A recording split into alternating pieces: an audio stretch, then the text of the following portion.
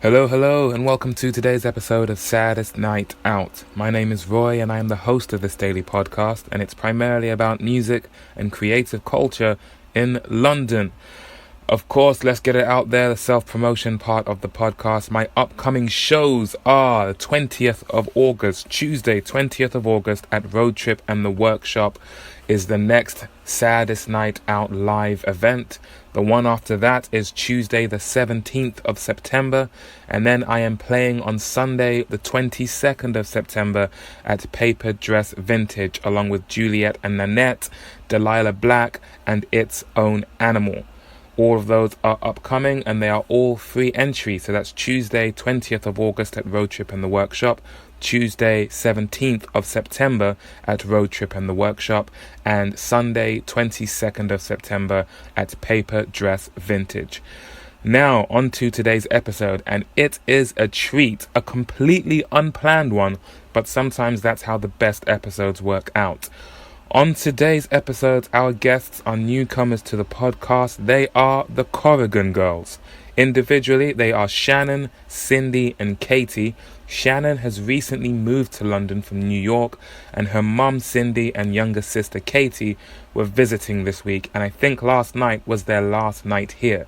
They had no idea there was an open mic happening at the Lyttelton Arms, which is where I am on Wednesday nights, ukopenmic.com to check out those open mic nights. But fate brought us together, and fate would not let me leave last night without recording a conversation with them. So this is me talking to Shannon, Cyndy, and Katie Corrigan. You're gonna love this one. I know I definitely did, and I'll catch up with you more afterwards. Enjoy. I am inside the Lyttelton Arms. The open mic has finished. I'm here with three potential performers. They were going to play tonight, but I thought, no, tonight the atmosphere is not quite right. The world isn't ready for us just yet, but hopefully in the near future we might hear from them. Would you kindly introduce yourselves to the listeners? I'll start in front of me. Yes, go ahead. Sure. Hi, everybody. My name is Shannon, and I just moved to London a week ago. Where did you move here from? I moved here from Connecticut is where I lived the past couple years, but our family's from New York, and I'm here with my family now. New York was a big inspiration to me starting this podcast. So anytime someone says they're from New York or been to New York, a light bulb goes up in my head and I get all tingly. So that's amazing. Well, tingle away, because you got three New Yorkers. Whereabouts in New York are you from? We're from about 45 minutes north of Manhattan. Okay. So it's in a place called Yorktown Heights, in the suburbs. All right. Suburbia. So what brings you to London? So I was able to transfer here for 2 years for work.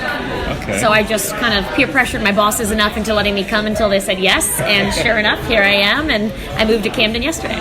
So what you found out, where you work, you found out there was a chance to come to London. You were like, I absolutely have to do that. I want to go there. Exactly. I found out that other people in the company didn't. I made a business case. I made a couple PowerPoints. Wow. And then I just really beat down my bosses until they said, you weren't okay, playing around. Fine. Yeah. No, not at all. Not at all. And sure enough, it worked. I moved here a week ago, and then yesterday into my flat in Camden. So what was your idea of London before you came here? What had you heard about it? So I had visited in college when I studied abroad, and I really only did the touristy stuff. So I thought it was, it was cool, but I only saw 3 days of touristy stuff. Okay. And then I came back in November for 3 weeks for work, and I fell in love with it. I did none of the touristy stuff. I just visited districts. I did Camden, I did Shoreditch, I did a couple places like that. And that's when I said, this is where I want to live. New York is great, but it was so close to my home that it wasn't really a change for me. Whereas London felt like a similar kind of style to New York, but a little bit different. And Camden has the big music scene, so I came here to be part of the music scene. Not necessarily performing until tonight. Yeah. So you moved here a week ago, is it? Yes. And who are you here with tonight? So tonight I'm here with my darling mother, Cyndy, and my little sister, Katie. Hello. And my mom is the one who actually taught me how to play guitar when I was 12.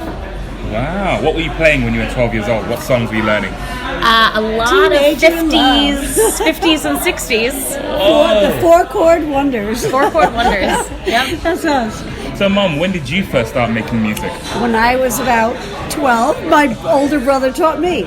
And he Right. taught me 4 chords.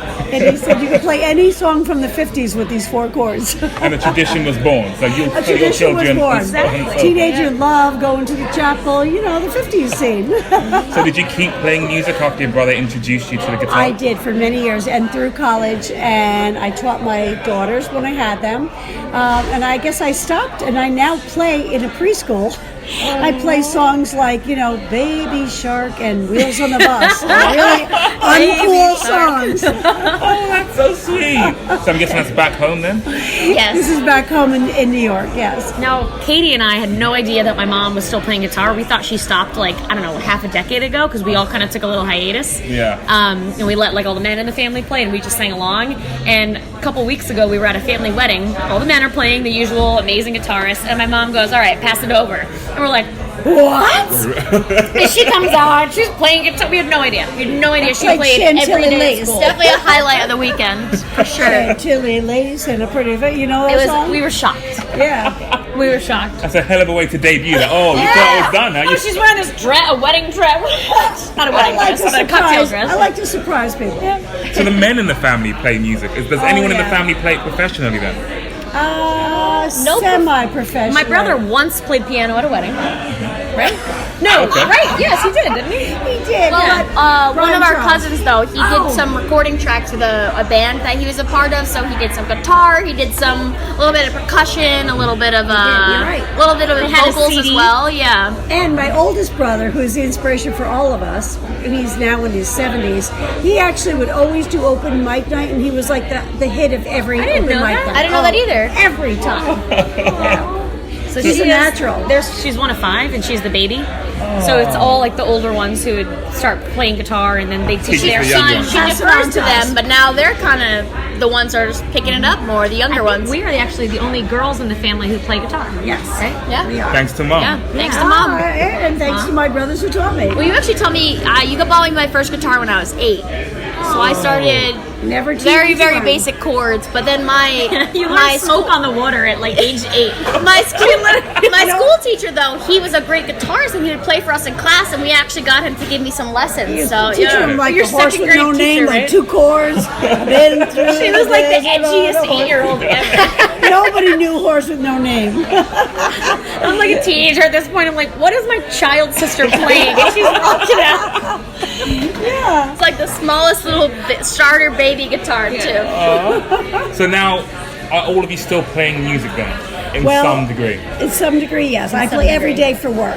I actually used to play. I played saxophone until I graduated high school. So I played from year 5 to 12, like all throughout school, And the cajon. and the cajon as Oh, well. that's the best part about it. How about the what is it called? The Zampognier. Zampognier. Do you know what that I is? don't know what that is. Zimpognier. Tell me. So my brother, he plays piano. He's really Beautiful fantastic kids. at it. Not And professionally. tuba. And tuba. He's funny. Yeah, whatever he picks up, he's really good at. And he just likes really quirky gifts. So I went to Peru, and I was like, I'm not going to get him something typical. I got to get him something weird and bizarre. Yeah. And I went to a music shop that it was in this random, tiny village, like out of Cusco. And I found an instrument called a zampognier. And I was like, sure, why not? I have no idea. It's like it's kind of like bamboo shoots that are on an angle. So almost as if, you blow into each one, and because of the different length, it has a different sound, and it's 2 rows. So I got him that, and I'm like, have at it. And a month later, he sends us a video, and he had learned that commercial. He learned a commercial, and it was like 1877 cars for kids. It's an American jingle. I don't know if you guys know Terribly it. annoying. But it was horrible. It's a car sales commercial. It's awful. But he learned it on the Zampognier. And it was perfect, like He perfect learned. notes. She graduated college a couple months ago, and he learned Congrats. the pomp and Pomp and circumstance circumstance on on the the Zampognier. Zampognier. So it started as a joke throwaway gift, and now Yes, it's perfect. It's perfect. he's got expect the album for Christmas. Yes, Zimpognier. exactly. All of it. Zampognier. He's dropping his Zamponia mixtape. SoundCloud, watch He out. also raps. Oh, he does a beatbox. The white boy version. Oh, he's so white. Oh my god. Now, did you grow up in a neighborhood where everyone was making music, or were you like the anomaly in the school? Like in the classroom, you're the only ones playing? We had a very good arts program in our high school and middle school, but I wouldn't say that it was a very music neighborhood. Not an artsy area. Suburbia, it was very much everyone kind of did the same thing, but if you got involved in music within the schools, then that was something that became a big thing in your life. We were definitely not known for it. Yeah. Like sports, lacrosse, that was kind of more the thing. But there was a very supportive arts program if you wanted to dabble in it. Yeah. That kind of a thing. So was no one starting bands or anything in your area? Well, Kevin did play in jazz band. He did play. We all did it, but we didn't consider ourselves musicians. We all just kind of did it lightly, like as a little hobby. It wasn't any of our focus. Like Katie and I, we danced. My brother, he did play tuba. Well, I played saxophone for a long time too. Yeah. We all just dabbled a little bit, nothing major. Like I did a couple shows at college, but like open mic at high school, which is not, nothing that's a big deal, but enough that we figured why not. I think we were not athletes, and so we decided to be musicians. But we also were not like artistic either. We kind of didn't fit either mold. But music, we all took to. We dabbled. So, we dabbled. So piano, guitar, tuba. You have a set of drums. I did for a while. Oh. That didn't take off quite well. We tried a lot of different music. We just so this place really drew us to it. Yeah, because I'm guessing you had no idea this was happening. No idea. No, not at all. She fell in the Camden Canal today. What? Oh yeah, fell in all the scum. We took the music boat tour. Music boat. So we had a guitarist playing while we're seeing. There's a gondola on the canal. And a dog and a black lab. Right. Yep, that's perfect. Driver. We like that. It's like the start of a joke. Right. And a musician, he has an electric guitar and a baby amp on a gondola. And there were 10 people. I mean, it was awesome. We need to do that. That's amazing. But then we were all getting out. We had the best time. She's the last one on the boat. And they got out first, and the boat got upset a little bit, and I went, and I fell in. And it's full of a lot of green scum. It's not advised to jump in. And freezing cold. And everybody was either horrified or thinking that's the best day of their lives. We thought it was the best thing ever. We couldn't even help her because we were laughing so hard. We did nothing. Like, Mom, I hope you're okay. I'm sorry. So we were planning on having like a great night out and all this because it's their last night here, and then we're like, nope, Mom's got a shower. We'll get a very quick bite to eat. Which is why I'm wearing a college sweatshirt and my nice University clothes. of Connecticut Tap Club. Yes. And not that. UConn, there you go. Yeah, exactly. And she's the RA. Students today, tappers forever is on her back. It's not my normal. So we're like, you know what? Quick bite, just a pub, very casual. And then we saw this, we're like, oh, stop. This is amazing. But we also realized too, like, you forget how much music means to you, except we realize that we're actually the happiest when we're surrounded by music. Like, in like our darkest times, like, kind of you forget. Sometimes you don't put that kind of stuff ahead. You kind of forget about it, but then you realize when you listen to it how happy it makes you. It just brings you so much joy and light into like your everyday life. You forget how much it can really affect you as like a person. Well said. Totally, very well said. Because that's why like none of us, we don't really consider ourselves musicians. We're not pro. We're not. I'm not gonna play for everyone. Average. But we're very average. We just can play a couple kind of things. But like then we realize again, like you said, how much music. But of course, on the boat today, the guy was playing, and we're the ones belting out every lyric because we know all the words. Suggesting Beatles songs and rolling on the river while we're going down the canal. Creedence Clearwater Revival, just all this stuff. And they were like, he was happy to hear the request. So if you were to perform tonight, what songs are you considering? Because you said that you thought about it, but you went through the list and you're thinking... We just thought, being in London, we should do a Beatles tune. So we were going to do I Saw Her Standing There. So I haven't played in years, like years and years and years. I picked it up once a year ago, and it just hurt so much because I hadn't played in years. Callous fingers. And I was like, oh, okay, kind of forgot. And then after the wedding with my family all playing, it inspired me again, so I picked it up. And I was like, all right, what's a good one that people know the words to, but that's really, really easy because I really know 6 chords. And the Beatles, I Saw Her Standing There was one. I was like, oh my God, I can play this. It's in my register, so I won't sound horrible. So that would have been the one because she knows the words. She could do cajon. But then we realized we haven't practiced ever together, and I haven't played guitar. These wonderful, talented people here tonight. Yeah, we didn't want to go in and make it like once, a joke to maybe. anyone. Yeah.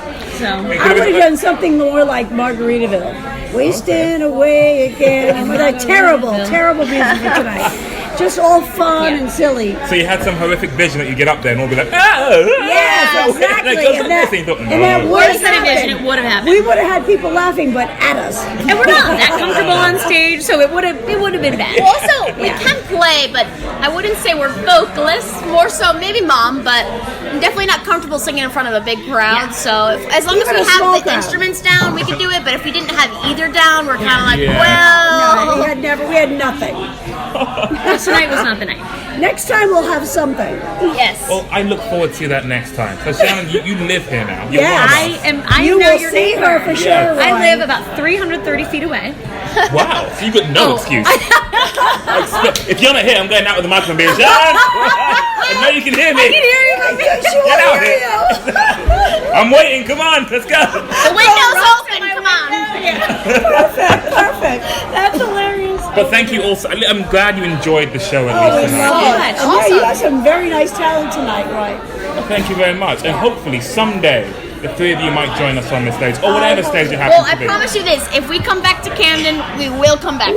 I like that. You heard it here Katie, first. what song would you play if you came back? Oh boy! Right now. Right now, Right Shit, now. if you played solo, what would you honestly, play? probably "Riptide" by Vance Joy, the lady running down to Oh, I the love river. it. Would you do Cajon for her? Of course. Of course. Cajon! And going around the table, what would you play if you were up there by yourself? Teach Your Children. Crosby, Stills, Nash and Young. Oh, You know that song? No, I don't. Like he definitely has no idea. I do not one bit. But I'm a professional. Oh, yeah. I I've got my nod and smile down to a T. Oh, yeah. He's good. Yeah. Oh, great song! And Shannon, Amazing, what about you? What would you fantastic. play? Well, I can't play it. I have no idea how difficult it is, but I would love to learn Valerie by Amy Winehouse. Oh, great For song. obvious reasons. Perfect. Yeah, this is her Very good. territory, And it's in my right? register, Yeah. so I gotta go for it. Yeah. That is a bit of a go-to at these open mics. Whenever there's someone... Oh, it's a little bit too much though. No, but it's never too No? much. Oh, I I love like that. the classics because they tend to be the go-to songs because they're for people who are not familiar with it. It's a True, bit like, yes. "Oh, I'm not too sure, so you go for something safe, something Yeah. comfortable. It's less about doing something new and different and more about doing something you like. Yeah. And just, because for me, when someone's a newcomer to the open mics, they're often like my VIPs. Because Yes. I know if you had a great time the first time, Yes. you're Come more back. inclined to come back. Yeah. So Oh, if I you do love like that. Valerie by Amy Winehouse, doesn't matter. So even if it's been done 3 times that same night, It's I would your love to own hear your version version. because I'll see that light switch on. Like, I know this song. I'm having a good Yeah, time. you're This is jamming. lovely. Yeah, this is lovely. I love Absolutely, that. Well, absolutely. and for us, our family is more about we want to have songs that other people have Yes. fun singing. with. Yes. We want people to connect with our music. If you sing a We're song not that no one musically knows, amazing yeah. at all. It's just regular chords, but as long as other people like singing it, that's kind of But our. if you sing a song no one knows, it's kind of like I'm the only one singing here. Yes, that's like, not fun. come on, you got to include everyone. Yes. Oh. We're not good enough for them to listen, so they really need to sing. Yeah, we gotta have something. The loudness really overpowers everything. And our What's a enthusiasm. song, a classic, if you will, that you would love to hear somebody do? Oh, good question. Or something that Jen. you don't hear a lot, maybe. Yeah, That is a tough. quite a broad question. You put me on the spot there a little bit. I know. a It's little your bit. podcast. You must answer it. You can handle it, Roy. For all the listeners out there. I'm a bit of a sucker for Whitney Houston. Okay. All right. I want to dance with somebody. Oh, Oh, imagine a cool acoustic version of it. Yeah. That's of course Evan's Oh, been getting wow, to. that's fun. I want to be. Okay, so that's what we're gonna all have to practice so that when you do come back, Roy. Oh, she's Yes! No, I'm it's shaking. okay. I'm We're shaking gonna with learn joy. that. You're gonna see the Corrigan girls playing that. Okay. When I see the three of you walk back in, I'm like, yes! Yes, Time has come. I know that they're gonna It's play. happening. I will cancel everyone else's slot. Just let me take the stage straight away. We'll get But we can only play the one song though. Oh, but it'll be so worth it. Trust me. Folks, thank you so much for coming in tonight. Oh, thank you for your Thank time. you. It was a And ton of enjoy fun. what little time you have left in London. And Absolutely. Shannon, I will see you next week. Oh, You sure know, will. better be I know you'll be calling on the microphone. Yes, I will. Thank you all so much, guys. Thank you, Roy. Great. Thank you. A pleasure. And that was that. Thank you immensely to Shannon, Cyndy, and Katie Corrigan for talking to me last night. The joy was palpable even through that recording. So what happened was, I was doing my open mic as normal. They, I imagine, came into the pub at some point and saw what was going on. And Shannon approached me towards the end of the night and said her mum is with her. It's her last night in town and she can play some guitar. Would it be possible for her to take the stage at some point, even if it's just a couple of minutes where there's some downtime? And I said, well, she could be our final performer. How about that? And she said, great. And while our penultimate performer was playing, I approached their table and said, so, I heard one of you is interested in taking the stage. And they politely declined. They said they thought about it, they were trying to decide what to play, but in the end they found they weren't particularly ready.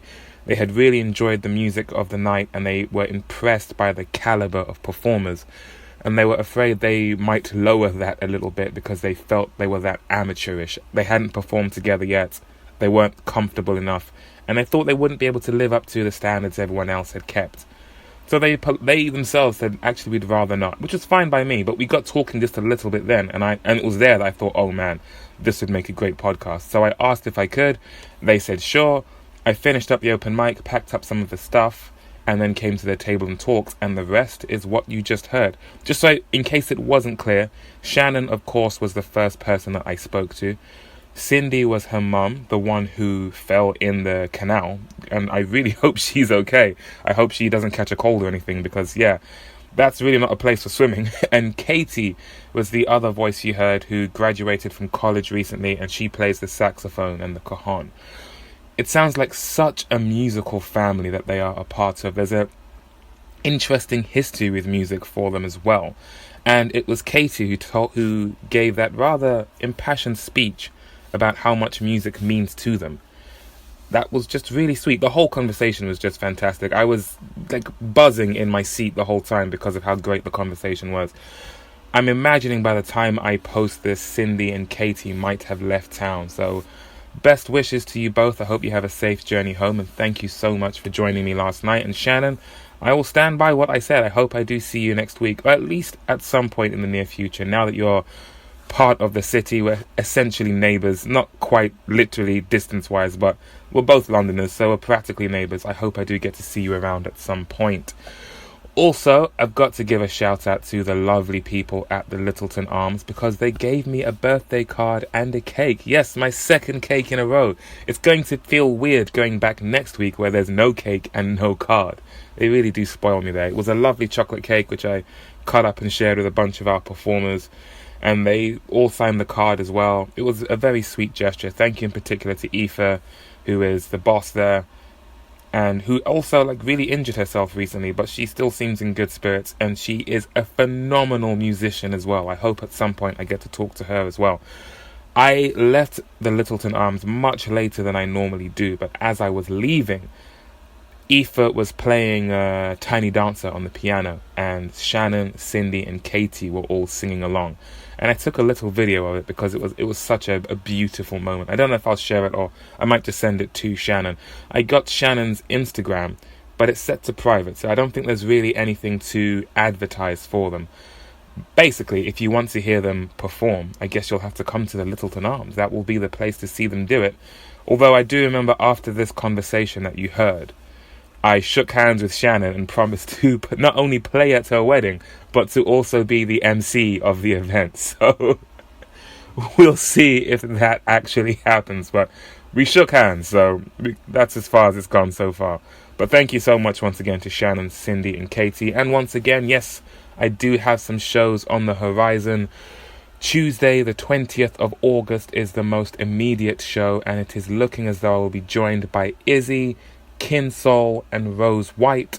September, Tuesday 17th of September, that will hopefully be with Chris Gabriel and Lou, and then Sunday 22nd of September with Juliet and Nanette, Delilah Black and Its Own Animal.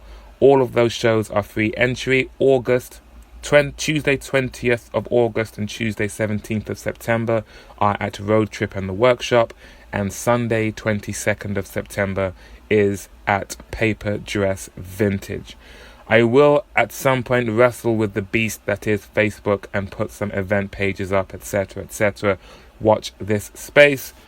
Tonight I am going to the Nelsons, but I have to go to some other open mic venues first to rearrange the equipment again. I'm starting to get a bit tongue-tied with what I've moved where, but I've got to make sure there is something at each venue so that the night can go ahead.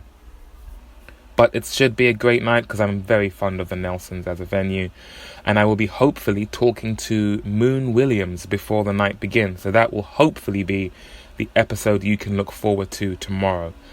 Otherwise, that's all from me. Thank you very much for listening. You can find me online just by searching for the words Saddest Night Out, all as one word. Let me know what you think of this podcast, of these episodes. Do you have a favourite? Do you have someone you think I should talk to? Do you have an event coming up that you'd like me to advertise on this podcast? You can reach out to me, saddestnightout@gmail.com, or via Instagram or Twitter or Facebook or YouTube or SoundCloud. I'm out there, folks. I get around.